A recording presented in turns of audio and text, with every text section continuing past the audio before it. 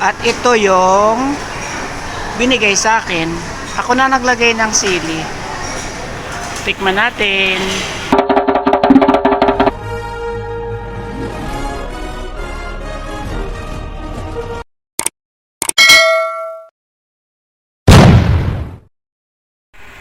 Naghatid ako ng apo ko sa school.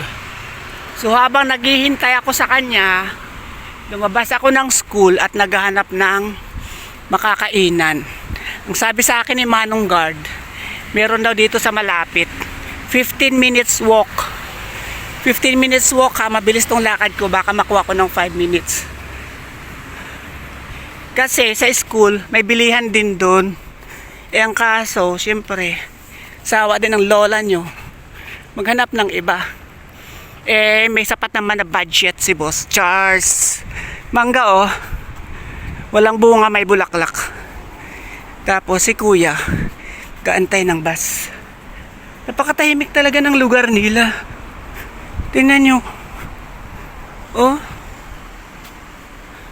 bakit sa Pilipinas napakaingay? Dito pag stop ng mga sasakyan ng light, stop.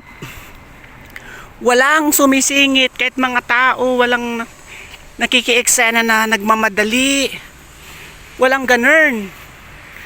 At ang linis ng lugar nila, grabe. Talagang sasabi mo talagang sana sa Pilipinas ganun din. O diba? Ganun. Ewan ko saan yun sinasabi ni Manong Guard. Baka mamaya naligaw na ako. Pero tinignan ko sa mapa, meron nga dito. Nakita ko sa mapa, dito na side meron dito. May nakalagay na, ano ba yun? Basta may mall. May mall na nakalagay.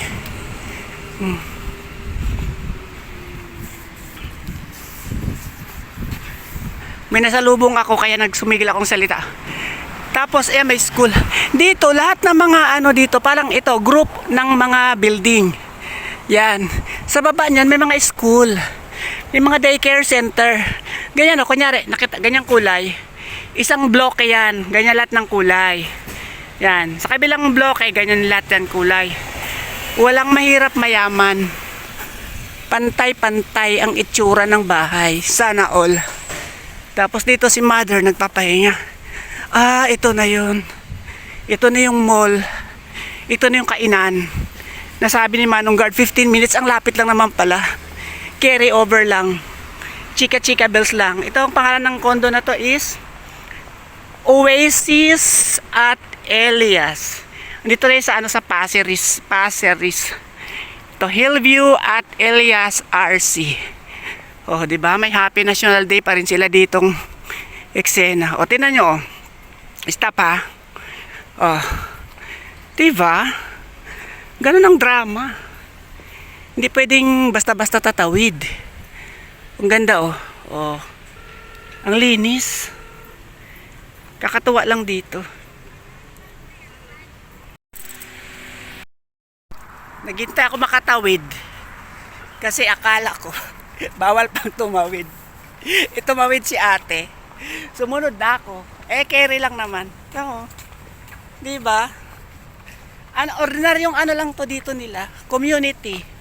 Pero 'di ba, parang BGC ng eksena sa atin, parang Makati, etc., etc. Oh, 'di ba? Ang linis. Tahimik. Ayun ang kainan. Nakita ko na ang kainan. Andun sa piyak, ayan o, Elias Mall. So tatawid ako dyan. Ang tanong, dahil hindi pwedeng basta-basta tumawid, maghanap ng matatawiran. And I thank you. For the first time sa pag-emote-emote ko sa vlog, ngayon ako nagsasalita kasi wala namang kakaintindi sa akin dito. Pwede palang tumawid. Tumawid si ate. So tatawid din tayo. Maluwag naman ang kalye. Oh. Yung double decker. Oh. Itong lugar na ito palang Passeris. Nasa 1 hour ang layo mula dun sa bahay namin. May 7-Eleven. Ano tayo makakainan dito? Para maiba naman. May budget naman bigay si Bossing. Charing. Kasi pag uwi sa Pilipinas, wala na to. Kakain ka sa restaurant, mahal. Sabagay dito, mahal din. So, ito na yun. Ayan na naman, nakita ko naman yung mga mangga-mangga. Ganap tayo makakainan dito. Yung Star Supermarket.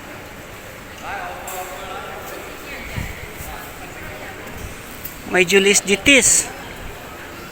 Wis ka anes.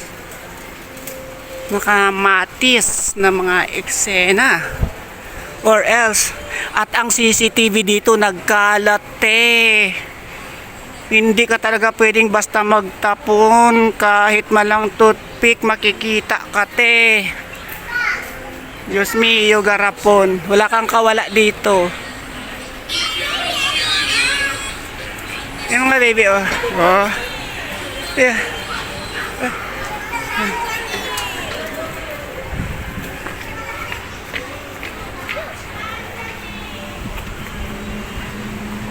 Wala man makainan dito, oy. Parang iba man ito doon sa kagaya nung sa amin.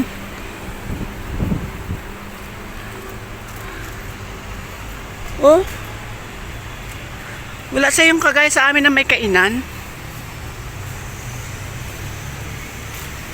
May McDonald's dyan, no. Kaso, ayaw ko nga ng McDo. Gusto ko yung mga noodles. So, kailangan kong hanapin kung saan yung may mga noodles dito na side. Walang mga noodles te. Yung pa naman nanap ko dito. Baka dito na side. Hanap tayo. Meron din yan, may matatagpuan din tayo. Meron yan dito.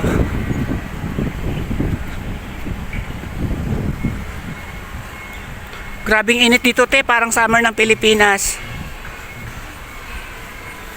Ito, ano to? Supermarket ito. Supermarket. Dito maghanap tayo. Ayun, no. May tugtog. Dito na nga yun. Ayan, no. Parang food court nila. Iba-ibang tindahan. Ayan, no. Yung mga laps. Dito yung gusto kong lumap. Chinese, keme-keme, parang chowking. Oh. Gusto ko yung may sabaw. Meron silang, ayan, no, shredded meat soup. Ay, meron silang may rice. Ay, merong wonton soup. Bahala na si Darna. Na-prepare na ni Kuya. Oh, wow. Yummy.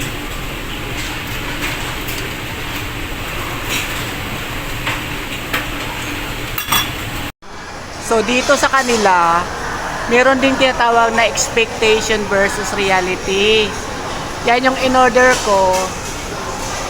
At ito yung binigay sa akin. Ako na naglagay ng sili. Tikman natin.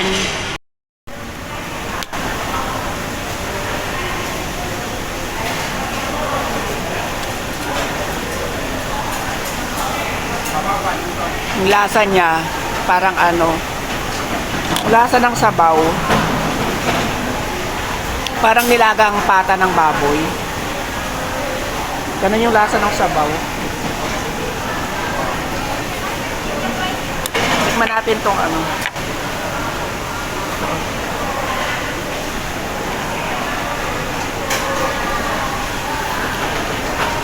Sarap.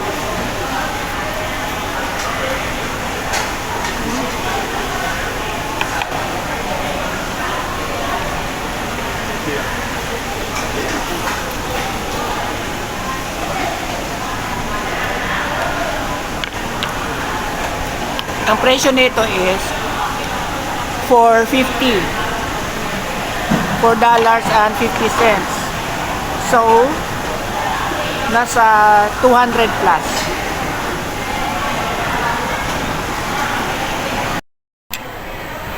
Meron siyang bola-bola. Tapos ganito. Tapos meron siyang giniling ng baboy. So, dahil nakalaps na, scared na ng person.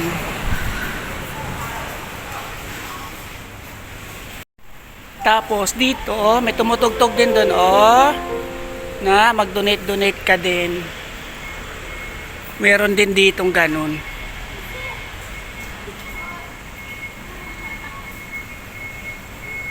Malo? Grabe.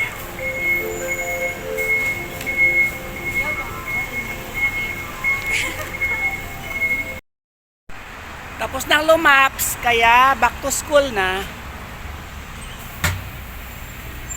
Si kuya ando naglilinis, nakatikin sa akin. Akala niya siguro artista ako. Ayun siya, nakatingin siya sa akin. Akala siguro, oy, may artista from the Philippines. Char. Ayan pa si kuya. Alam mo, mababait sila. Dito, halo-halo mga tao dito. Tapos parang feeling ko, yung mga Indian yung mga mababait. Karamihan ng mga namit ko ng mga Indian dito, mga mababait sila.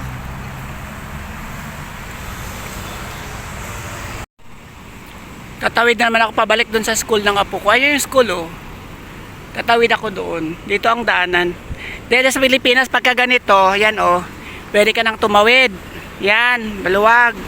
Pwede na. Dito, hindi pwede, te.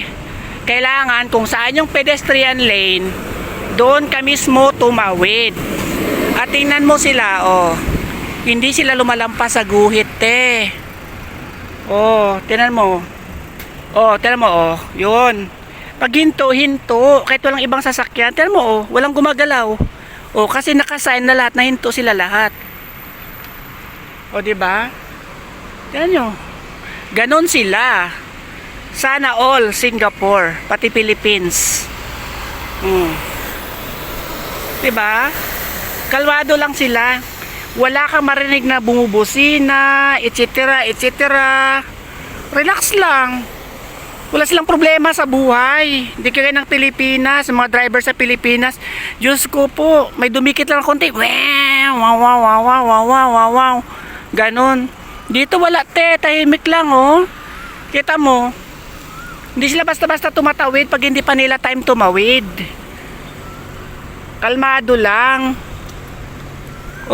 Kaya siguro maunlad yung bansa nila kasi disiplinado nga sila. Hindi kagaya sa atin. Pinagusto lang tayo sa Pilipinas. Tapos yung mga bahay dito, ganyan, yan. Kaganyan, isang bloke, pare-pareho ng mga, yan. Kumbaga, isang barangay, yan. Ganyan, pare-pareho ng kulay. Bago sa kabila na naman, ibang kulay din, ganyan. Sa kabila, ibang kulay din yon, isang grupo din yon. Itong side na to, yan, ibang kulay din. Diba?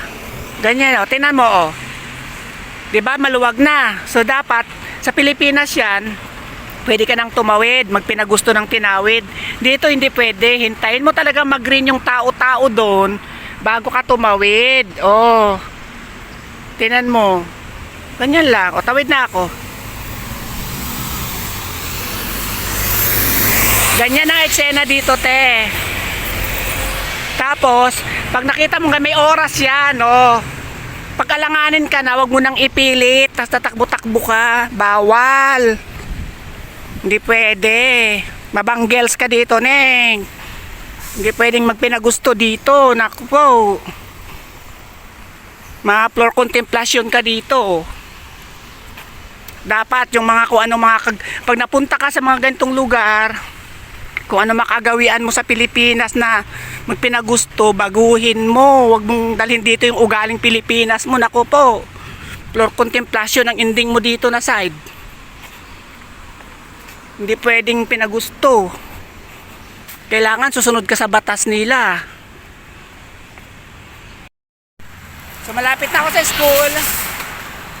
Maya putol na ang vlog ko kasi parang batuan itong puno na ito. Alagang-alaga nila yung mga puno nila dito.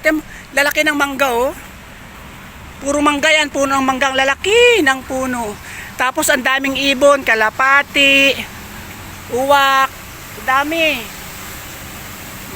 Daming ibon. Tapos ayan o, may naglinis ng kalsada, tingnan nyo. Naglilinis ng kalsada. Oh. Oh. Ganyan. Oh, ganyan ang magbayad ng gobyerno sa ganyan. Hindi uso ang mga tupad-tupad dito, te. Walang tupad-tupad dito. Tapos tupad-tupad ang ending, picture-picture lang.